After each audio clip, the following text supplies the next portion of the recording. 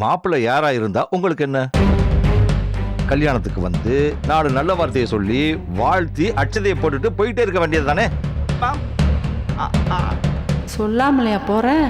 இரு, இப்போ உன்னை ஃபாலோ பண்ணி கண்டுபிடிக்கிறேன்.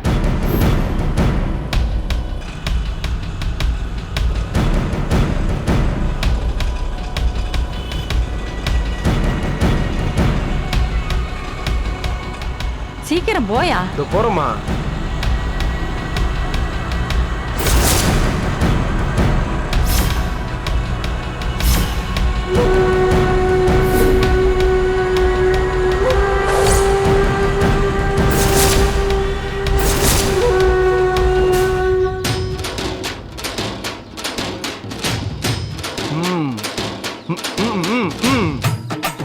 நல்லா அடிங்க.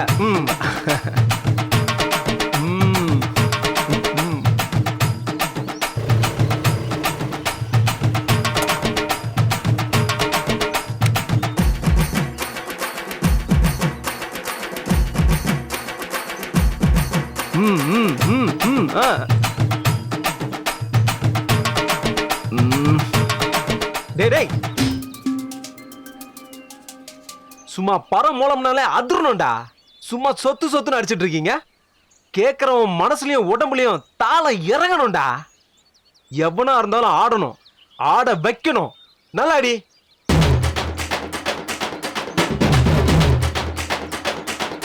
நல்லா அடிங்க, நல்லா அடிங்க.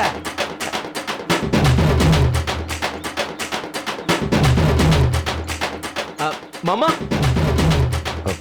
வாங்க மாமா, ஏன் அங்கே நின்ட்டீங்க? ஏமா அந்த சேர் எடுத்தீங்க போடு.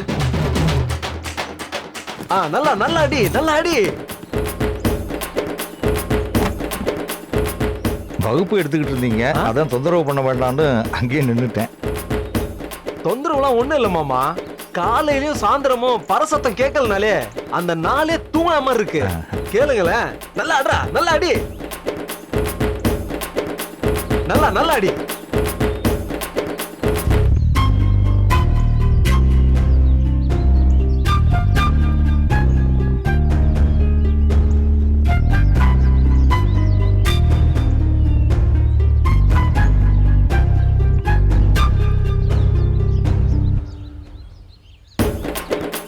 ஜெயந்தி அண்ணா, பசங்க எல்லாரையும் பின்னாடி போய் வாசிக்க சொல்லு. சரிண்ணா.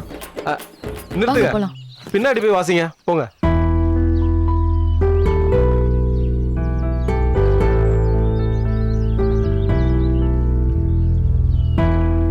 சொல்லுங்க மாமா, என்ன இந்த பக்கம்?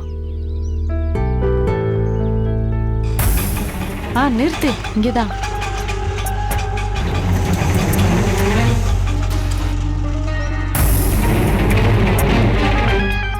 எனக்கு ஒரு உதவி வேணும். அதை எப்படி கேட்கறதுன்னே தெரியல. எனக்கு உன்னை விட்டா உதவி செய்ய யாரும் இல்லை. மாமா எதுவா இருந்தாலும் தயங்காம சொல்லுங்க மாமா. ஒன்னும் கேட்கலையே. ஒரு 5 லட்சம் ரூபா பணம் வேணும். அதை திரும்ப மொத்தமா என்னால தர முடியாது. ஆனா கொஞ்சம் கொஞ்சமா கடனை அடைச்சிடுறேன். மறக்காம இந்த உதவியை மட்டும் செஞ்சீங்கன்னா நான் ஆயுசு முழுக்க நன்றி உள்ளவனா இருப்பேன்.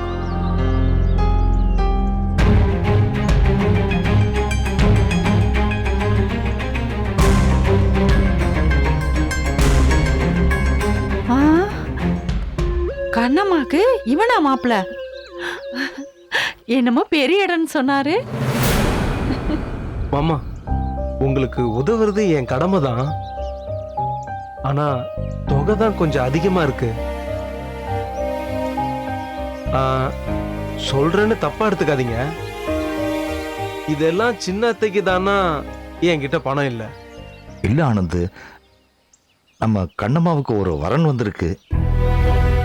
அவரே விரும்பி கல்யாணம் பண்ணிக்கிறேன்னு சொல்றாரு. நம்மளும் ஏதாவது செய்யணும்ல. மாமா கண்ணம்மாக்குன்னா மறுபேச்சே இல்ல. தலைய அடமான வச்சாவது காசை ரெடி பண்ணி கொடுத்துருவேன். ரொம்ப நன்றிப்பா. மாமா ப்ளீஸ், நீங்க வேற சும்மா இருங்க. கட்டிக்கிறேன்னு சொல்லிட்டான் போல. எஞ்சி கூத்தாடி இப்படி ஒரு மாப்பிள்ளைகிட்டே பொண்ணு கொடுக்குறியா? இந்த கல்யாணத்தை தடுக்கிறத விட நடக்க விடுறது தான் நல்லது. எப்படியோ கண்ணம்மா வாழ்க்கை ஒரு வீல் சேர்லேயும் முடிஞ்சிருச்சு. அது போதும். கெஞ்சி கெஞ்சி விழுந்தாலும் இப்படி ஒரு மாப்பிள்ளை தான் உன் பொண்ணு கிடப்பான். யோ ஆட்டோ ஏடியா போலாம். ரைட் மாமா, கேக்குறேன்னு தப்பா எடுத்துக்காதீங்க. இது அந்த மாயாண்டி சம்பந்தம் மாதிரி ஆயிடாதுல்ல? ஐயோ, அப்படிலாம் ஆகாது. இன்னும் சொல்ல போனா மாயாண்டி கெட்டவன்னு சொல்லி அந்த கல்யாணத்தை தடுத்து நிறுத்தினவரே இவர்தான். நல்ல மனசு, நல்ல குணம். கண்ணம்மாவை கடைசி வரைக்கும் நல்லபடியா வச்சுக்குவாரு. உங்களுக்கு அந்த நம்பிக்கை இருந்தா சரி மாமா. இன்னும் 2 நாள்ல பணத்தை ரெடி பண்ணி கொடுத்துறேன். உனக்கு எப்படி நன்றி சொல்றதுன்னே தெரியல. மாமா, கண்ணம்மாக்கு ஒரு அண்ணன் இருந்தா இப்படிதான் நன்றி சொல்லுவீங்களா? நீங்க போங்க மாமா. ரொம்ப சந்தோஷம். நான் கிளம்புறேன்.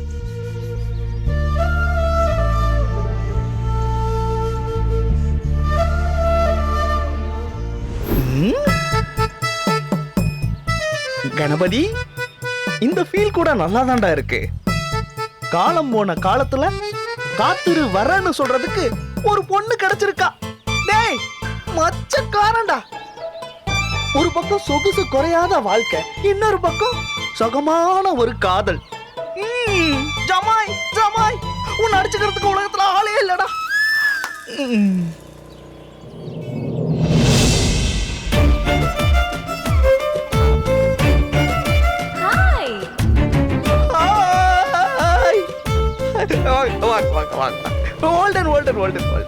வாவ், அறிவு, வண்டியெல்லாம் புதுசா இருக்கு. வாங்கணும்னு தோணுச்சு. உங்களுக்காக தான். ஐயோ, நான் இந்த மாதிரி வண்டியெல்லாம் ஓட்ட மாட்டேனே. உங்களுக்காகனா உங்களை சந்திக்க வர்றதுக்காக. கார் எடுத்துட்டு வந்தா யாரும் ஒண்ணும் சொல்ல மாட்டாங்க தான். ஆனா ஒரு டிரைவர் லக்கேஜ் மாதிரி கூடவே வருவான். அவன் நம்ம ரகசியம் எல்லாம் கூடவே சுமந்துட்டே திரிவான். அட, ரொம்ப எட்டி சிந்திக்கிறிய அறிவு. நல்லா இருக்கு, நல்லா இருக்கு. லவ்ஸ் இன்னர் ஹார்ட் சீக்ரெட் தானே மாமா?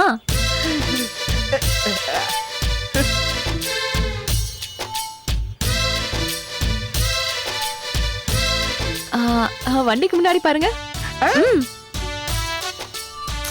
ஐயோ, இந்த வண்டிய சொன்னேன். ஓ, இந்த வண்டியா? ஏன் முன்னாடி எலுமிச்சம்பழம் ஏதாவது தொங்க விட்டுருக்கியா? போய் பாருங்களேன்.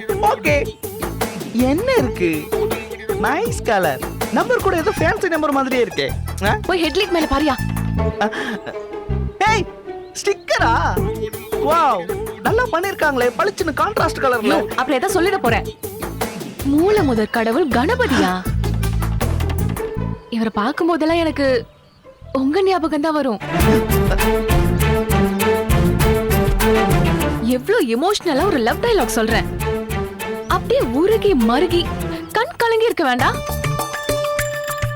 கடவுள் படத்தை பார்த்தா கூட என் காதல ஞாபகம் வருதுங்கிறது இது வரைக்கும் எந்த எபிசோட்லயும் வராத டயலாக்யா. அப்படியா? சூப்பர் அறிவு, சூப்பர். சரி, நான் ஏன் பைக் வாங்கினேன் தெரியுமா? அதான் சொன்னியே, என்ன பாக்குறதுக்குன்னு. மண்ணாங்கட்டி. புதுசா பைக் வாங்குற யூத் பசங்களுக்கு தான் லவ்வர பைக்ல வச்சு ரவுண்ட் கூட்டிட்டு போகணும்னு தோணும்ல. அப்படி எவனும் என்ன கூட்டிட்டு போல. அதான் நானே ஒரு பைக் வாங்கி அதுல என்னோட காதலனை கூட்டிட்டு போலாமேன்னு பைக்கை வாங்கினேன். எப்படி? சூப்பர் அறிவு, சூப்பர், அமேசிங், ஆசம். அப்படியே பின்னாடி உட்காந்தீங்கன்னா ஜம்முன்னு ஒரு ரவுண்ட் போயிட்டு வரலாமே. போலாமே.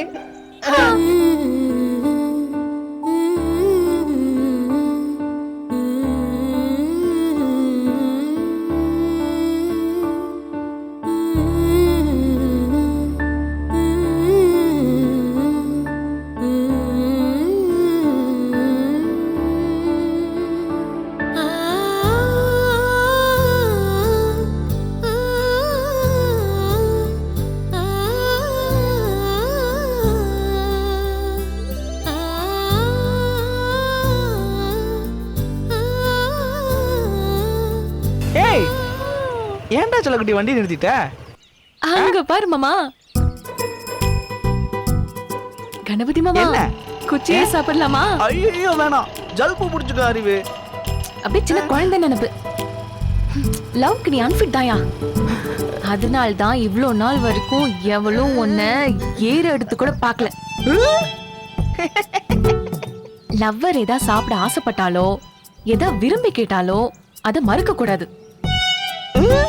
அவ யானை முட்டை கேட்டா கூட இதோ உடனே வாங்கிட்டு வரேன் செல்ல குட்டின்னு சொல்லணுமே தவிர யானை முட்டை போடாதுன்னு ஆர்கியூமெண்ட் பண்ணக்கூடாது. லவ் இவ்வளவு சிக்கலான சப்ஜெக்டாடா? சரி வா, நம்ம குச்சி ஐஸே சாப்பிடுவோம். சரி உட்காந்து தொலை.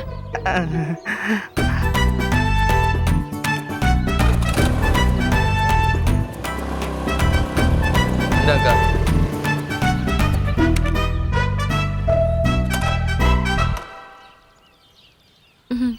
அண்ணா 2 ஆரஞ்சு கலர் ரைஸ் கொடுங்களேன். இதோ எடுக்கிறேம்மா. இந்தாங்க.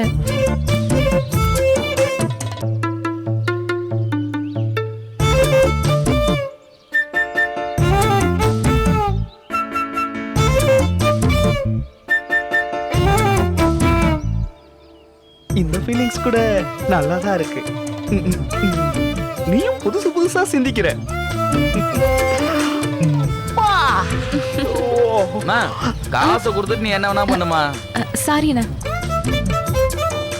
இந்தாங்க. சில்லற இல்லையா? இல்லையா அண்ணா? இந்த அங்கிள்கிட்ட வாங்கி கொடு. அங்கிளா? அங்கிள் நான் சொன்னேன். ஹலோ, லவ் பண்ணிட்டு இருக்கோம் தெரியுமா? என்னது லவ்வா? அது என்னமோ பண்ணிட்டு போங்க, எனக்கு காசை கொடுங்க. லவ் பண்றாங்களா? லவ் ஆளும் வேட்டியும் சட்டையும் 20 வருஷத்துக்கு முன்னாடி பண்ண வேண்டியதெல்லாம் இப்ப பண்ணிட்டு இருக்கீங்க. யோ 30 வயசுக்கு மேல பண்ணாலும் காதல் காதல் தாயா. உனக்கு என்ன 20 ரூபாய் தானே வேணும்? இரு, இந்த 20 ரூபாய் வச்சுக்கோ. நமக்குன்னு வந்து வாட்ச் பாரு. அல்ல யார் முகத்துல மூச்சுனே தெரியல. ஐயோ, அவன் சொன்னதுல தப்பே இல்ல. இந்த அறிவை பார்க்க வரப்ப இப்படி அங்கிள் மாதிரி வரக்கூடாது. மாத்துறேன், எல்லாத்தையும் மாத்துறேன். வாங்க போலாம். ஐயோ, லவ்வோட வேல்யூவே தெரியல. குடு. ஏய் சே, அது கீழே போடுறா. ஐயா, இதெல்லாம் 20 வருஷத்துக்கு முன்னாடி பண்ற லவ். மாட்டேன். போடுன்னு சொல்றான்ல. குடு.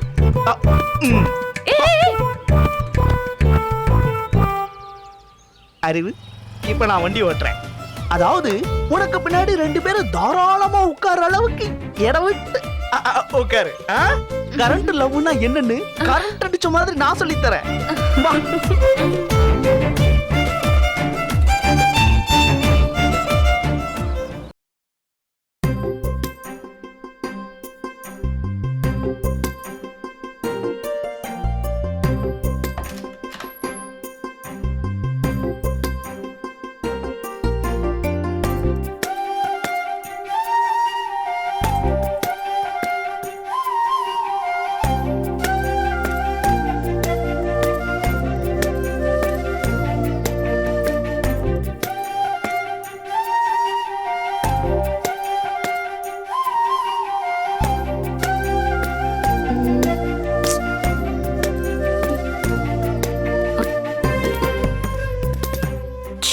பிடிக்கவே இல்லை.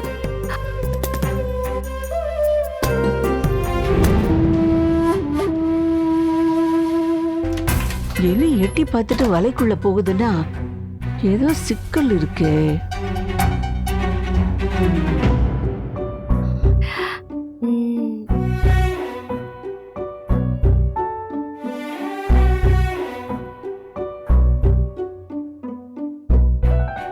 இது பார் கண்ணம்மா, ஏன் இப்படி பதட்டப்படுற?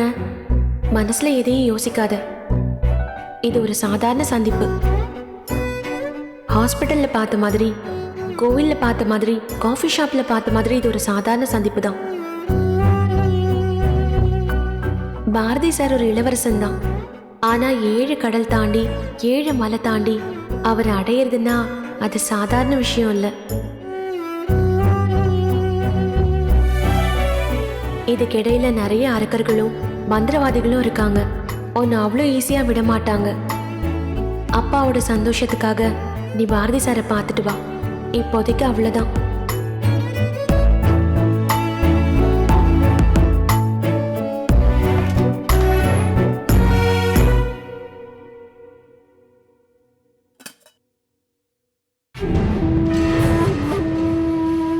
என்ன நிமிஷத்துக்கு ஒரு துணி மாத்துற மாதிரி இருக்கு? அப்படின்னா மாப்பிள்ளைய பார்க்க போறியா? அதெல்லாம் ஒண்ணும் இல்ல பாட்டி, எனக்கு எடுப்பா இல்லையேன்னு மாத்தினேன். மனசு கலர் கலரா யோசிக்குதுன்னா அப்ப ஏதோ கனவு காணுதுன்னு அர்த்தம். அதெல்லாம் காணலாம், தப்பு இல்ல. உனக்குன்னு ஒரு நல்ல வரன் அமைஞ்சிருக்குல்ல. பத்தாததுக்கு நாங்க இந்த வீட்டை விட்டு உன்னை துரத்த முடியாத அளவுக்கு பெரிய மாப்பிள்ளை சப்போர்ட் வேற இருக்கு. நியாயமா பார்த்தா ஒரு மகாராணிக்கு உண்டான மரியாதைய உனக்கு நாங்க கொடுக்கணும். ஐயோ பாட்டி, பெரிய வார்த்தையெல்லாம் பேசாதீங்க. அப்பாவோட ஆசைக்காக யாரையோ பார்த்து வச்சிருக்காரு. அந்த கல்யாணம் நடக்குமா நடக்காதான்னு கூட எனக்கு தெரியல. எப்படி இருந்தாலும் நான் எப்பவும் போலதானே இருக்கேன் பாட்டி. வார்த்தையால என்ன கொல்லாதீங்க. சரி, மகாராணி இப்ப எங்க கிளம்பிட்டீங்க? சும்மா கோயில் வரைக்கும் போயிட்டு வரலாமே. என்ன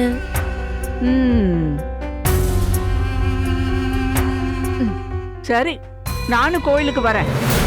இந்த வீட்லயே உட்கார்ந்து இருக்கிறது எரிச்சலா இருக்கு. பாட்டி வேண்டாம் பாட்டி.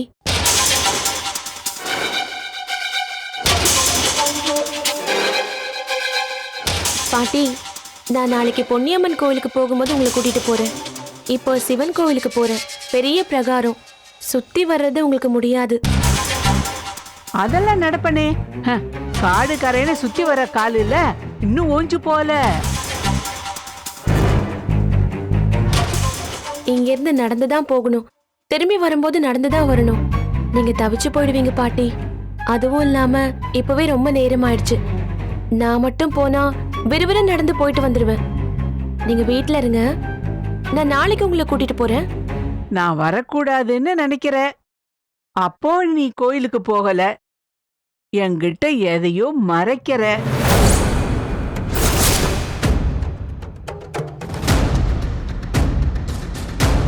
நான் தெரிஞ்சுக்க கூடாத ஒரு இடத்துக்கு போற. மொத்தத்துல ஏதோ ஒரு தப்பு பண்ற. பாட்டி, ஒழுக்கத்தை உசுரா நினைச்சு வாழ்றவனா? தப்பு பண்ணி வாழ்றதை விட செத்து போறது மேலன்னு நினைக்கிறவ. நீங்க என்ன எவ்வளவு திட்டினாலும் நான் பொறுத்துப்பேன். என்னை பத்தி தப்பா பேசுனீங்க, அப்புறம் நான் சும்மா இருக்க மாட்டேன். சரி, எனக்கு நேரமாச்சு, நான் கிளம்புறேன்.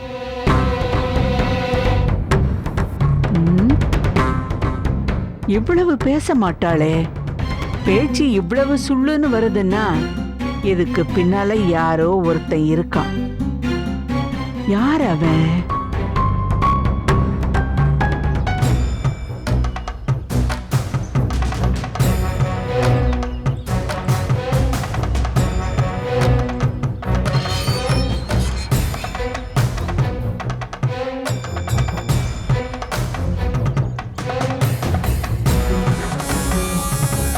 அவனை தேடி போறதுக்காக தான் கோபப்படுற மாதிரி நடிச்சிட்டு போறியா?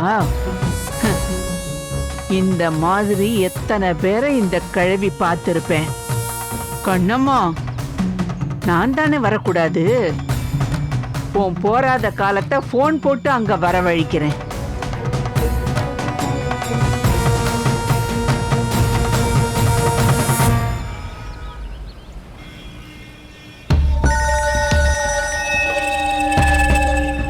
கிளவி எதுக்கு கூப்பிடுது? சொல்லு கிளவி. என்னடா மாயாண்டி, ஆளு சத்தத்தையே காணல. மருமகன் போட்ட பொருள ஆஃப் ஆயிட்டியா? கிளவி நல்ல வாயில வருது எனக்கு. 2 பேத்த போட்டு தள்ளுறதுக்கு நான் ரெடியா இருக்கேன். இப்ப இது வரைக்கும் நான் ஆசைப்பட்ட பொண்ணை தவற விட்டதே கிடையாது. இந்த தடவை தவற விட்டேன்னு வச்சுக்க, அவ உனக்கு இல்ல. என்ன சொல்ற கிளவி? இத பாரு மாயாண்டி, கண்ணம்மாவை கட்டிக்கிட்டேன்னா 5 ஏக்கர் கிடைக்கும்னு சொன்னேன். சொத்தையும் சுகத்தையும் உன் கண்ணில் காட்டினேன். அதை கைப்பற்ற தெரியாம கை விட்டுட்ட. அவளுக்கு நல்ல காலம் பிறந்திருக்கு. ஒரு நல்ல வரன் அமைஞ்சிருக்கு. பெரிய இடத்து மாப்பிள்ள. நீ அவனை ஒன்னும் செய்ய முடியாது. அதனால நமக்கு அவ்வளவுதான் விதி. கண்ணம்மாவும் கண்ணம்மாவோட சொத்து நமக்கு கிடைக்கல, கொடுத்து வைக்கலன்னு நினைச்சுக்க. கிழவி கடுப்ப கிளப்பாத. என்ன விஷயம் முதல்ல தெளிவா சொல்லு. கண்ணம்மாவுக்கு மாப்பிள்ளை பார்த்தாச்சு. அவளுக்கு கல்யாண ஏற்பாடெல்லாம் நடந்துகிட்டு இருக்கு. இன்னைக்கு கூட பொண்ணும் மாப்பிள்ளையும் தனியா சந்திச்சு பேச போறாங்களாம். கிழவி நான் ஒன்னு சொல்றேன், நல்லா கேட்டுக்க. அந்த கண்ணம்மாக்கு கல்யாணம் ஒன்று நடந்தா அது ஏன் கூட மட்டும்தான். இல்லைன்னா அவ வாழ்க்கையில கல்யாணமே கிடையாது. அவளை கட்டிக்க ஆசைப்படுறவனுடைய கையை எடுத்து விடுவேன். அவன் யாரு, அவங்க எங்க சந்திக்கிறாங்க மட்டும் சொல்லு, மத்தத நான் பாத்துக்கிறேன். அவன் யாருன்னு அவன் அப்ப ரகசியமா வச்சிருக்கான். அவன் யாருன்னு எங்க யாருக்குமே தெரியாது. ஆனா இன்னைக்கு 2 பேரும் சிவன் கோயில சந்திக்கிறாங்களாம். நீ இந்த ஊர்ல தானே இருக்க, நீ உடனே அங்க போன அவங்கள பார்க்கலாம். கிழவே நீ போனை மட்டும் வையே, சேதி உன்னை தேடி வரும்.